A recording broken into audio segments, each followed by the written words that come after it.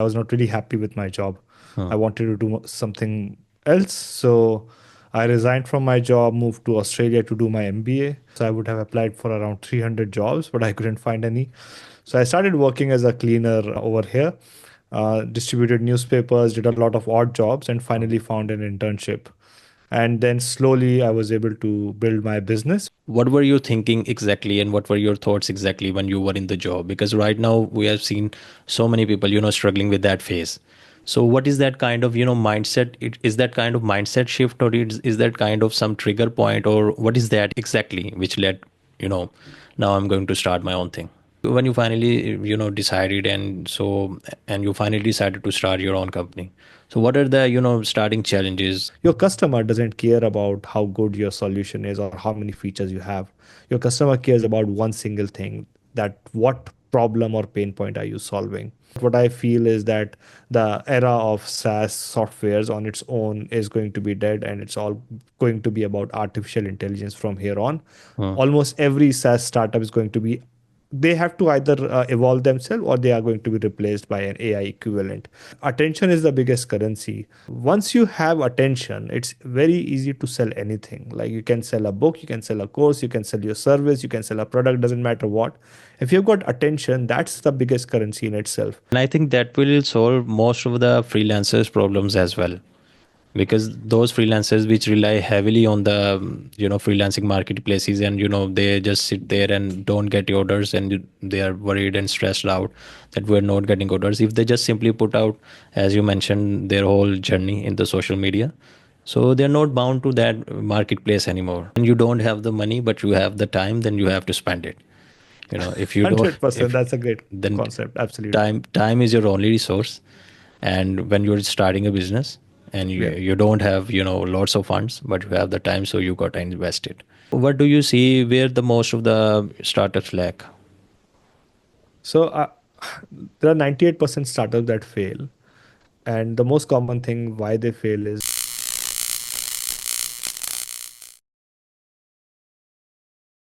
hi Atif, how are you? Hi Amir, how are you? Thanks for being on the Uh, show. no worries at all. How are you doing? How's been day so far? Yeah, pretty good, pretty good. How about you? Yeah, all good, all good. So, Amir, I was just looking your profile, and that's a pretty much impressive stats you have. So, we're gonna into that one by one. But first, let's start with your a little bit of background. How did you start? Where you brought up, and a little bit about backstory.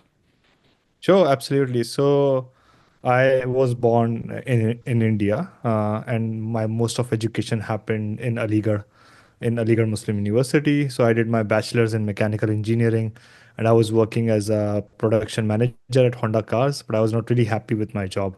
I Huh. wanted to do something else. So I resigned from my job, moved to Australia to do my MBA. When I came here, I tried applying for a lot of jobs but couldn't get any because I was new to the country and I didn't have any experience over here. So I would have applied for around 300 jobs, but I couldn't find any. So I started working as a cleaner over here, distributed newspapers, did a lot of odd jobs, and finally found an internship. And then slowly I was able to build my business, which is called Enterprise Monkey now. And we are here established in Australia, but we are also in 4 countries at the moment. Right, right, right. That's pretty much impressive. And I've seen you have done lots of things, like you have done AI regarding that AI, and you have also invested in some startups, and you have found this company, Enterprise Monkey. So let's start with this company of yours. What does it provide, or what is the core Sure. services? Absolutely. So Enterprise Monkey started as a web and app development company, but we moved into custom software development space. So we work with organizations to understand their problems and challenges and understand, okay, what are the processes that can be solved with the Hmm. help of developing custom softwares. We do a lot of integration. So you know how organizations have got Salesforce and a CRM and accounting systems that don't talk to each other. So we do a lot of those integrations as well. And then for the past 3 years, we have been doing a lot of work in the AI space. So we implement artificial intelligence solutions either to help organizations automate their processes or to help them improve their customer service. So making better customer service, getting more clients, improving business strategies, and so on. That's pretty much great. Now you have like diverse services. First, you started as a web development, and now in the AI space as well. So, particularly in the AI space, does it involves the business automation side or a custom AIs as well? So it started as automation, and we did a lot of automation. But now we have been Mm, developing AI agents, which is basically leveraging large language models and some of the other technologies to help either again automate the workflows or developing agents that are able to provide service to customers. It also includes knowledge bots within the mm. organization that work alongside with the workers in the organization to help them do their job more efficiently and effectively. And then we do a lot of work around data driven decision making. So looking at both unstructured data and structured data within an organization, and seeing how we can derive analytics that are going to be helpful. That's really great. That's really great. And I've also seen you have like a digital products as well. So, what's that around? Sure. So we have got two products, which first called Integrate AI, that Mm, integrates AI-based agents within an organization. So we have developed a lot of different AI agents, like a marketing agent, sales agent. We've got an email assistant. Then recently we have developed a grant finder, a tender developer. So these pieces of softwares are actually placed within the organization to help them with those processes. And also one of the products that we have developed is called Nuggets. It mm. basically takes all of your boring processes, procedures, manuals, and converts them into nice snippets of videos, images, and text, and so on, so that it's much easier for staff members or team members to absorb and capture that information simply and easily. So taking something really boring and plain as large manuals and then converting them into something interesting like a podcast, so that people can just listen to it with the help of AI. That's pretty much impressive. And Amir, I would like to, dig deep a little bit about your what were you thinking exactly and what were your thoughts exactly when you were in the job? Because right now we have seen so many people, struggling with that phase. So what is that kind of, mindset? Is that kind of mindset shift, or is that kind of some trigger point, or what is that exactly which led, you know, now I'm going to start my own thing? Sure. So I was working at Honda, and I was trying to do my job, and I was doing really well. I even looked at some of the challenges that were there, and one of the things that I identified, that they didn't have a good document management system. Hmm, So I actually helped them develop a document management system. But then even after that, I saw that my role was not evolving. I knew that I had a lot of capabilities, a lot of skill that I could bring to the table, but the organizational hierarchy and structure was so tight hmm. that it was not possible for me to move quickly. So the organization was not growing with my pace, and that was a big sign. Even my manager, we grew very close, and he asked me, like, what are you doing over here? Like, there's an opportunity for you to move out. Hmm. Uh, and you should explore your other options.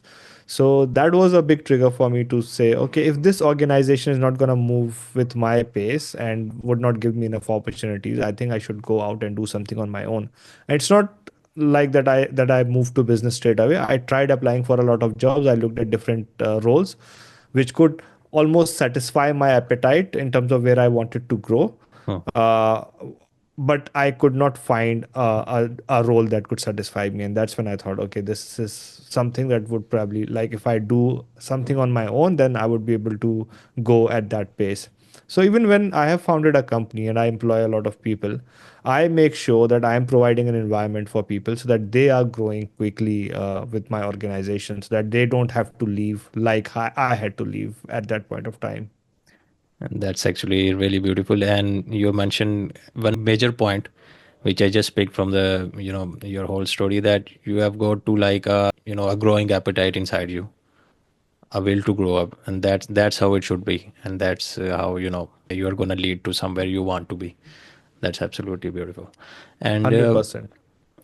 so Amir, when you finally decided, and you finally decided to start your own company, so what are the starting challenges? I'm asking this because it is for valuable for most of the people. They decide to start up, but then they, when then they jump into the real market, then they realize that this is something really different from the theory. This is this is a practical world. So what are your starting challenges, and how did you overcome that? Absolutely. So the even my first startup failed really miserably. So when I moved to Australia, I saw that there was an opportunity to develop an app which would connect people who are looking for cleaners, electrician, Hmm. plumbers, and so on. So I developed this app AnyWork. First of all, it took a lot of time for us to get that app developed from third-party suppliers. So that was a painful process, and it was difficult and challenging to either get the contractors or get the clients. And like we spent like 1.5 years in that, and didn't really get enough success. What I learned from those things is that there was a big gap in the market, where people, like it was very difficult to get something developed properly. Hmm. Like there were software developers, but they didn't understand the problem. But also that it requires more than an idea to make sure that you are like your startup or business is successful. It requires good execution. And then I started Enterprise Monkey. But with Enterprise Monkey, the challenge was finding the first client. And I was new to Australia. My accent, my English was not that great. I didn't have any previous experience. Hmm. So finding that first client was really challenging. I was going out to people, like meeting them in trains, cars, standing outside offices, going for coffee, just trying to find one client. And I was saying, I will work for you for free. Just let me work with you. And then finally, after 4 months, I found my first client. And those 4 months were really horrible. Who said, okay, I can't pay you, but let's see if you can fix this problem for me. So I worked with that client for a couple of months. Again, didn't charge anything, created a solution that saved him $10,000 a month, and then he was happy. Then he started paying me, he started Hmm. referring me to his friends, and that's how I started my business from there. That's really a great point, that sometimes and most of the times you don't get your first paying client. It always, you have to do some kind of prototype for free, or some free services, free samples. Then eventually it will build up. Yeah, absolutely perfect. And I totally relate to that, because I am also from the engineer background. So I kind of relate to whatever what you are saying. And so you have been from the mechanical engineering background, and when you shift from that background to an entirely different background, business, most of the engineer grads out there, they don't pay attention to the marketing side, sales, because they are techie guys. So for those guys, what are your top suggestions to learn the marketing side or sales when they are entering into the business? One of my biggest suggestions to all the engineers out there is to start looking at not just, okay, what is the problem and how we are solving it, but why are we solving a problem. Mm, So we engineers try to go into how and what of the things, but business is actually all about why. So focus on why are we actually developing a piece of software? What is the requirement of developing that? How does the business work? Really understanding, okay, what are the business need? What are the actual customer pain points and problems that you are trying to solve? So even I've seen a lot of new engineers trying to start a business, and they go to company and say, oh, we have developed this amazing thing, a software that does five different things, or we have developed this machine that has so many features. Your customer doesn't care about how good your solution is or how many features you have. Your customer cares about one single thing, that what problem or pain point are you solving. If you exactly. are able to articulate that pain point or problem clearly and say, okay, this is your problem, you are losing 5 million per month because of this, and we can help you resolve that problem. They don't care how you are going to solve it. What they care about is that you are going to solve a problem for them. Mm. That's absolutely summed up the whole business journey, that you need to find the first pain point first, and then eventually they're gonna pay you when you resolve that kind of. You have gone through a lot of stages. You started as a engineer, you have then founded a business, and then eventually in the investor side. So I want to ask a little bit about your investments, in which startups, or what are those startups actually, or how these transitions actually happened. Sure. So I have so far invested in eight technology startups. Mostly they were in the app or web application like software as a service space. Uh-huh. Now, the some of my recent investments have been in the AI space. So generally, when I'm looking for startups to invest in, first of all, I'm looking at the founders and like I don't really care about the idea. Of course, I do care about the idea. Idea is the basic foundation, but for me, the team and the people involved are extremely important. Because if you have got the right founder, right team, then you know if the idea is not gonna work, they're gonna pivot and develop something amazing. So that's why my focus is on finding those sort of right founders who've got the right mindset, right combination of the team, like a hacker, hustler, and hipster, which means someone who can work as a CEO, someone who can work as a salesperson, someone who can develop the product like an engineer or a developer. And if you got that right combination, that's like a golden triangle that you can get within a startup. So far, I have been investing in apps and SaaS-based systems, but what I feel is that the era of SaaS softwares on its own is going to be dead, and it's all going to be about artificial intelligence from here on. Uh-huh. Almost every SaaS startup is going to be they have to either evolve themselves or they are going to be replaced by an AI equivalent. So recently, I've been investing in the AI startups, and some of them are doing some really amazing things. Absolutely, you have made a wonderful point regarding AI, regarding ChatGPT. When ChatGPT came, then all the big sharks, they eventually had to keep up with their pace. One after another one, all started to integrate AI in all their systems, Google, all that kind of stuff. 100%. So And what we don't realize is that ChatGPT is just a framework, like how uh, database was there, or how wheel was invented, and then cars and everything sort of came after that. exactly, So ChatGPT is just a framework on which a whole lot of other things can be built, and that's revolutionary in itself. exactly. So we have different kind of people. One is they start from I have to be in the passive income side. So there's a whole lot of debate in that, active income, passive income. So what are your take on that? You have to go start right away into that passive income stuff, or you have to do the active first and then eventually move on to the passive side. So I've got very strong views about passive income, and some of real business gurus would agree with me around Uh, that. I believe that you can't really do a business and expect passive income out of it. When you say passive income, which means that you are not working towards it and you are getting money. uh, So to do that, you have got property through which you can get passive income. You have got shares where you are investing in other companies where you get passive income. Like I do a lot of investment, especially in the US based shares, even in India based shares, and you get really good dividends and returns from those. Or you invest with other businesses. But if you think, okay, I'm going to establish a business which is going to be a small and that's going to give me passive income, you have to spend a whole lot of efforts in developing that business. Any business out there is extremely hard, so you have to almost go all in. Like you can I'm not saying you have to leave your job from the day one, but you if you are working 9 to 5, then you have to work from 5 to 10 or 5 to 12 in developing another set of business, and work really hard to make sure that you can establish a business. So there are a lot of gurus out there who would sell an easy way to generate passive income. uh, There is no easy way in the business. It's exactly. just the way it is. Exactly. Most of the people you fell into that traps, the quick bucks, shortcuts and all that kind of stuff. But eventually you have to grind first, and then eventually it will lead to somewhere in the place where it will generate automatically.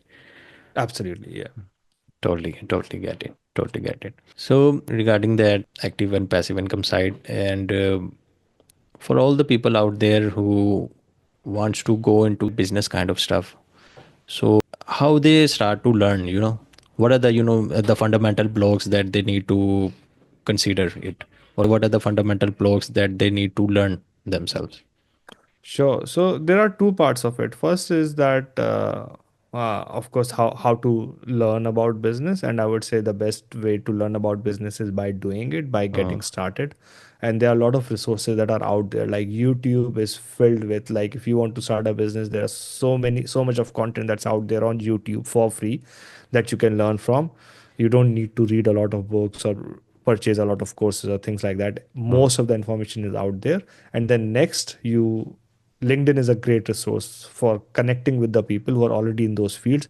I feel it's extremely important to find the right mentors. Now you don't have to engage them as mentors like full time, but reaching out to the right people and asking, and asking time for a coffee or a quick Zoom catch up, and saying, I want to start this business. How did you start? What are your suggestions, and so on. And finding those 3 or 4 people who can provide you that guidance is extremely important. So I would definitely recommend finding a few mentors, identifying people that you can follow on YouTube and learn from them. But most importantly, today we are living in a world where you can actually establish an online presence, and you can develop a business from there. So the big thing is that even if you're learning about business, if you can record your journeys, make small videos, put it out there on all of the social media channels, LinkedIn, TikTok, Instagram are the 3 main ones, and Facebook, and most importantly YouTube as well. You can put it out there, then attention is the biggest currency. Like, Exactly. you would start putting content, you might not receive a whole lot of results in the first few goes, but there might be one post that would increase your reach. I'm not saying it's gonna go viral, but at least increase your reach. You'll start to get followers, and then once you have attention, it's very easy to sell anything. Like, you can sell a book, you can sell a course, you can sell your service, you can sell a product, doesn't matter what. If you've got attention, that's the biggest currency in itself. So any advice for anyone who has got time and who's looking to start, I would say start on your business journey, but start recording. Like, start Mm. putting yourself on the camera every single day, and making sure that you're pushing out that content. But it requires a lot of consistency. You have to do it every single day. Do it for 60 days, and you will see something magical happening in your life. Exactly, exactly. And I think that will solve most of the freelancers' problems as well. Because those freelancers which rely heavily on the freelancing marketplaces, and they just sit there and don't get orders, and they are worried and stressed out that we're not getting orders. If they just simply put out, as you mentioned, their whole journey in the social media, so they're not bound to that marketplace anymore. They can find easily their direct clients, and I think this is the most effective sales process. Oh, Absolutely. absolutely. I have seen some businesses, like some even freelancers who started posting. They didn't even do videos. They just posted on LinkedIn their story, Hmm. one post every day, and they got a huge amount of clients just from LinkedIn itself. And now they just do that. They post it on LinkedIn, and they get clients from LinkedIn. They don't even use marketplaces anymore. Exactly, exactly. Totally get it. Totally get it. What are the best methods in the sales perspective? There are quite a few, but they require patience and investment. So, one thing that we do when we are launching a startup to quickly test it is we create a landing page, and then we run ads on those landing page. Hmm. So, generally, meta ads, like which is Facebook, Instagram ads, work really well. Sometimes what we also do is we would create a piece of content that is called a lead magnet, which is an ebook or a Hmm. checklist or something that is of high value, or a webinar. You that And you run some ads, and you don't have to spend a lot of money. You direct the traffic towards that lead magnet. Once you have that, you then put them in a bit of funnel of emails which they receive. And what that does is that provides warms up the leads, and so that people, when they reach out to you, they are more inclined to talk to you. But again, as I said, like, the most influential thing that you can do at the moment is to build your authority by, again, doing things like podcasts, like you are doing. I think that's fantastic. Webinars, uh, putting your content out there, so that Hmm. people can build that trust, build that authority, and then come to you when they need your services. Exactly, exactly. And I think that's really great. And this is where most of the people struggle with for in getting clients. Because I have also seen so many people, they have a great product, but they don't know how to sell Mhm. it. So That's right. you have made a great point. Just make it simple. Don't make it complex funnels. Don't make it all that stressed out. Just build a sample one landing page where you collect the emails, and then run the ads and get their emails. Absolutely, Absolutely. absolutely. And then if you don't have money, don't run the ads. Join the Facebook communities, LinkedIn groups, post there regularly, Mm, engage with them, spend 2 hours on LinkedIn. Like, if you're selling B2B, then spend 2 hours daily on that platform, connect with the right people. And if you're doing that consistently, your reach would grow, and it doesn't cost anything, just cost your time. Exactly, and I think this is it. Just reminds me when you don't have the money but you have the time, then you have to spend it. If you don't, 100%. if That's a great then concept. Absolutely. time is your only resource, and when you're starting a business and Yeah. you don't have lots of funds, but you have the time, so you got to invest it. That's right. Absolutely, Yeah. Yeah. totally, And I totally, remember totally. one of the person reaching out to me saying, "Oh, I started this business, and it was in AI, but for the last 3 months, I have not received found any client." And I said, "How many people have you reached out to?" And he said, "Oh, I've reached out to 20 people." I said, you need to be reaching out to at least 50 people every single day on Mm, LinkedIn or on other platforms. You need to be having at least 3 to 4 coffees every single day. Not even about like selling your service, but saying, just introducing yourself. Say, hey, I am here. This is what I do. I want to understand what your problems are. And if you do that, even for 1 month, if you are reaching out to 50 people for the next 30 days, and if you tell me that you are not finding a client, then I would say either you are solving a problem that doesn't exist, like you're mm. trying to sell something which is not there. But if your problem is right, I'm pretty sure that you're going to get a client out of that. Exactly, exactly. And after all, it's just a numbers game. It's just a numbers game. 100%. How much people you are reaching, and if you are reaching 50 people, most of the, if let's suppose half to half of them reply to you, and then further half of them, they just responded. At least you got a couple of clients in that. 100%. And also, like, what are you doing when you're reaching? Are you just copy pasting one message? Or are you really reading their profile and Mm-hmm. really showing interest? It's like I give an example of if you're reaching out to a girl, or reaching out to someone in real world for a friendship. You don't just paste them a Exactly, copy pasted message. exactly, You exactly. say, you're looking good, or I saw you, I like this, or whatever. Or you introduce yourself, say, hey, I know this person. So it's about being personalized, and making sure that you are putting your personality forward rather than just sort of like sending them like a template email. Exactly, exactly. And this is one of the biggest mistake which usually people make. They just copy paste the whole thing too heavy. And this is also in the applying to the jobs. Copy paste the resume, copy paste the, all that. So yeah, 100%. people should definitely avoid that. I was just talking yesterday with someone who's a pitch deck consultant, and his pitch deck, raised over a $560 million. So I've talked to him. I've also asked him regarding the startup point of view. But it's really great that now you are from the investor point of view.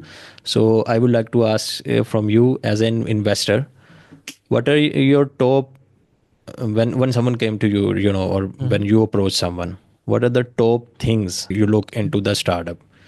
Is this the Sure. idea? Is this a spark, or is this some other thing? So first of all, I need clarity on the 5 questions, that what is the problem that you are solving. Hmm. And if they say, "Oh, we are developing this," I said no. I always say no. I'm asking, what is the problem that you're solving? What is the pain point? You have to be clearly define what is the exact problem that you're solving. Hmm. Who are your customers? And saying, "Oh, everyone is my customer. All females are my customers." It's does no. We need to clearly know who exactly are your customer, who are your early personas, who is your like next level market, and so on. So that then who are your competitors, and saying, "Oh, no one is my competitor," is again a red mark for me. Hmm. You would have some level of competitors at some stage. No matter whatever you are developing, you would have competitors, either direct or indirect. Then how are you better than your competitors? And if they say, "Oh, we're just going to make it cheaper than our competitors," then what is going to stop your competitors from putting their prices down and then Exactly, driving you out of the market? Because exactly, they've got a lot of money. exactly. And then finally, how are you going to make money? We need to understand the business model. But in terms of what we are looking for is, we are looking for if they already have tested the proof of concept, like if even if they don't have money to develop something, if they have tested the problem, validated with the customers, do they have an early interest from the customers or not, is extremely important from our point of view. And then if they've got the right team. So when I say right team, we need to see a combination of a hipster, hacker, and hustler, which is like a CEO type person, a salesperson, and a product person. Hmm. And if we don't see that combination, then that's again a big red flag for us. Totally love that. Totally love the whole checklist. And one thing just came to my mind that there might be some founder who's just a solo founder. Mhm. So in that area, how can he reach or how can he reach to the investor? Does it need to build the team first, or can he reach directly as a solo founder? In that case, either you need to validate then and show how you have got all of those three skills, Hmm. or you need to have a team identified that you have either engaged them on a salary basis or you have engaged them on an equity basis, or you are saying, okay, if I get the money, then these are the people who I'm going to be engaging with. The only challenge with that we see is that if you're going to engage someone on a salary, there's no loyalty into the business. Exactly. So what we are looking for is then at that solo founder at least have those two skills or two proven experience. So we have worked with solo founders like who have worked in an industry as a product developer for a long time, and then they have at some stage sold that product as well. So we can ignore the CEO skills because that are the skills that founders can sort of learn. But the product development and the sales is something that we are quite keen on looking at because that's what you need in the early stage. If they are raising venture capital, then we would sort of need those CEO level skills at that point of time as well. Totally, absolutely. And you have been engaging in the lots of startups, and you have also been in the lot of businesses as well. So, what do you see where the most of the startups lack? So there are 98% startups that fail. And the most common thing why they fail is because they think that they understand customers' pain point and problem and they understand what customers want. So what they do Hmm. is they say, okay, this is what customers want. They do some level of customer discovery, but at a very surface level, they are stuck with an idea. Okay, this is how the product is going to be. They spend a lot of money developing the product and then start to push it out. But once they push it out, what they see is that that's not what customers wanted, and that's where startups start to fail. If you are building something new, you need to be mindful that you are not building it for your customers. You have to build it with your customers, with their feedback. There's a Exactly. philosophy and process that they have to follow, where they develop a minimum viable product, ship it to the customers, take their feedback, and then move forward from there. So I've studied a lot of startups, even some of the large startups that have failed recently. In India, there was a startup boom. There is a lot of Yeah. investment, but they stopped worrying and caring about their customers. They stopped listening to their customers. And some startups who raise venture capital quickly, then venture capital becomes all about growth, all about acquisition, and then it doesn't allow you to really test your market and find that product market fit. And that's what happened with some of those large startups in India or even in Australia as well, where these startups tried to grow really fast, didn't find that Hmm. product market fit, and then ultimately failed. Exactly. And I think this is one of the most important thing which you mentioned, that you need to grow with your customer, Absolutely. and you need to iterate that. If we just observe and if we read the study of most of the successful startups like Instagram and all that kind of startups, they when they started, they are something else. They 100%. are something else, and now they evolve. Now they are in the totally different kind of stuff. Like Amazon is just started like as a book selling, and now it evolved. So that's really a wonderful point which you just mentioned. So Amir, before we wrap this up, your top suggestion for anyone who's just starting out or anyone who's struggling out in their business, whether they are in the business space or in the startup space as well. So what are your top suggestions to those? So one of the biggest thing that I would say is, and especially I see that there's a stigma that's attached to failure, like because how we have grown up, it is always taught that if you are failing, which means you're not good enough. That's how our education system has been. Mm, So failure is not really encouraged even with our corporate system. However, the only way to succeed in business is by trying and failing and learning from your failures. Unfortunately, every business is so unique. There are some things that you can learn, but there are a lot of things that you have to try. And then once you are going to try, you're going to fail. And you're going to almost, once you're growing, you're almost making a lot of decisions, and some of those decisions turn out wrong and you fail. So you have to remove that stigma attached with the failures. You have to get used to of failing, and then Mm. you need to develop a mechanism of taking those failures as feedback. Every time there's a failure, rather than worrying about it and wasting your resources, you have to see, okay, there's a failure, what is the feedback, Exactly. what does the data looks like, how can I analyze it, and then find what is most important, why did it fail, what are my learnings, and then move forward from there. And by doing this iterative process, you will ultimately become successful. The second thing that I see a lot of people do is this: they set up a goal or target and say, I want my business to be successful in 2 years, or I want it to be successful in 3 years, I want this much money by this Mm. time. Mm. Unfortunately, you have got a very limited control in this world. There are a lot of external factors that you can't control. There's market forces, the economic forces, there's customers, and all of those things. You can't control everything. You are a very tiny person in this huge Exactly. ecosystem. You can just try from your end. So rather than saying, okay, I want to go there, you can have those goals, but it's important to understand that those goals needs to be shifted and be flexible. So we worry a lot about destination and say, oh, I have to reach this place, that we forget to enjoy the journey. It's extremely important to take it as Exactly. a road trip where you are enjoying the journey. You are doing Exactly. something that you love, and you are in it for the lifetime, and you are saying, okay, I'm gonna take it to the next level, whatever it takes. If you think it's gonna take 6 months, I'm pretty sure it's gonna take 2 years. If you think it's gonna take 2 years, it might take 5 years.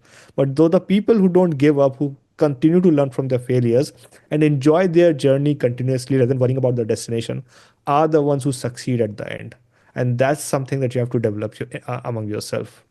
Exactly. Totally, absolutely beautiful, and absolutely beautiful. And that's how it should be. It's all about the journey. It's not about the destination. You beautifully 100%. summed it up. And Amir, thanks again for being in the show. I totally love the whole conversations. Oh, So thank you. Thanks a lot for inviting me. you're most welcome. Thank you. Have a good day. Bye bye. Thanks. Bye.